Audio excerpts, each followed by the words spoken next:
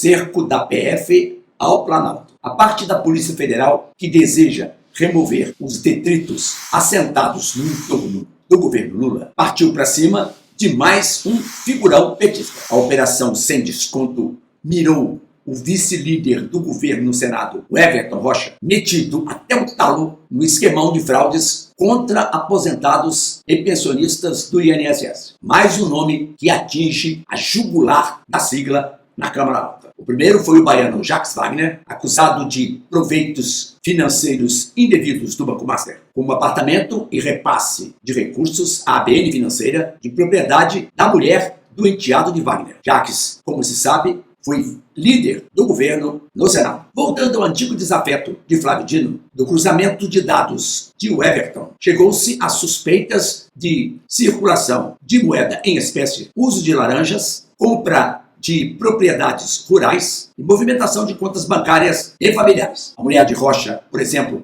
embolsou cerca de 11 milhões de reais através da Aragão e Tomás Advogados Associados, escritório sediado em Brasília. A nota do parlamentar acerca das tramóias veio a público com platitudes do tipo: todas as movimentações são frutos de atividades profissionais e blá, blá, blá. Todo mundo é santo neste país de políticos afogados em imundícias. A articulação de Rocha para assaltar os velhinhos contou com a assessoria do advogado Willer Tomás, sócio do dito escritório, cuja proximidade envolvia a cessão de avião para desfrute do senador, uma espécie de ação entre amigos, coisa, aliás, típica das conjuminâncias da Corte de Brasília. Este mesmo profissional foi denunciado em 2017 no âmbito da Lava Jato por corrupção ativa, violação de sigilo e obstrução ao atrapalhar o processo de colaboração premiada do parça de Lula, Joesley Batista, do grupo JBS, sendo que a acusação da PGR deu em nada e o advogado teve a prisão preventiva revogada pela segunda turma do STF. A devassa dos celulares do senador e seu causídico, determinada pelo terror dos gatunos, o ministro do STF, André Mendonça, mostrou uma intrincada rede de empresas cruzadas, contas de familiares e operadores financeiros, com registros de negócios em nome de pessoas ou sociedades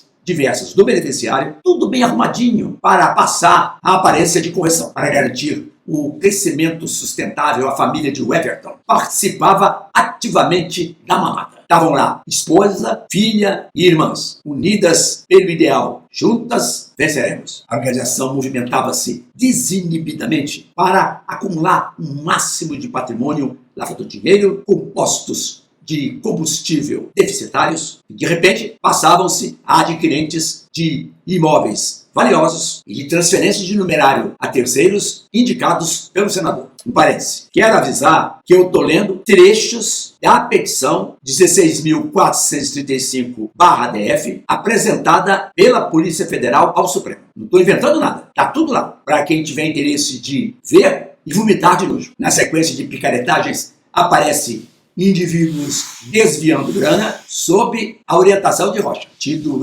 como sustentáculo político da roubalheira ou ainda, segundo a PF, o responsável por fortalecer a atuação criminosa de Antônio Carlos Camilo Antunes, o careca do INSS, principal figura do escândalo. Todos esses eventos integram a farra dos descontos não autorizados de hipossuficientes idosos e doentes, fragilizados beneficiários da Previdência Social. Numa das mais cruéis fraudes perpetradas contra cidadãos à beira da míngua. É de cortar as fibras do coração, a exposição das vítimas à gana ensandecida de bandidos comuns conluiados com funcionários públicos em associação criminosa que constitui-se em tremendo desgaste ao Planalto, sobretudo ao atingir o núcleo político do PT, começando por Wagner, passando por Rocha, seu vice. Isso para não falar da complicação decorrente do envolvimento de Fábio da Silva Lulinha, primeiro filho, também enroscado até as tripas com o dito careca. Tem 3 inquéritos abertos contra ele. Mas o petista Washington Quapá diz que Lulinha vive em condições precárias na Espanha. Será? O montante desviado no golpe atinge a cifra de 6,3 bilhões de reais, usados em itens de luxo como joias, imóveis e carrões de estilo. A repulsa a tudo isso pode canalizar-se contra o governo, justamente agora, em época de eleição, independente da rejeição ao relatório final da CPMI, de autoria do deputado Alfredo Gaspar, que fez muito esforço, mas não conseguiu aprovar. A dor dos que amargaram o sofrimento está bem presente no coração dos aposentados e pensionistas, que formarão o pelotão de frente contra tudo isso que está aí, inclusive contra o senador, candidato à reeleição. Para quem não se lembra, ele também foi acusado, o Gaspar, de atuação no núcleo político do esquema de fraudes. Tá tudo dominado. Este foi o Soletrando Direito. Inscreva-se no canal e ative o sininho das notificações para fazê-lo desenvolver. Diga aqui embaixo o que você acha sobre a pouca vergonha do senador e a perspectiva do seu futuro político. Compartilhe o vídeo nas redes sociais para que a plataforma espalhe o conteúdo. Grato pelo prestígio. Fiquem bem. Tchau.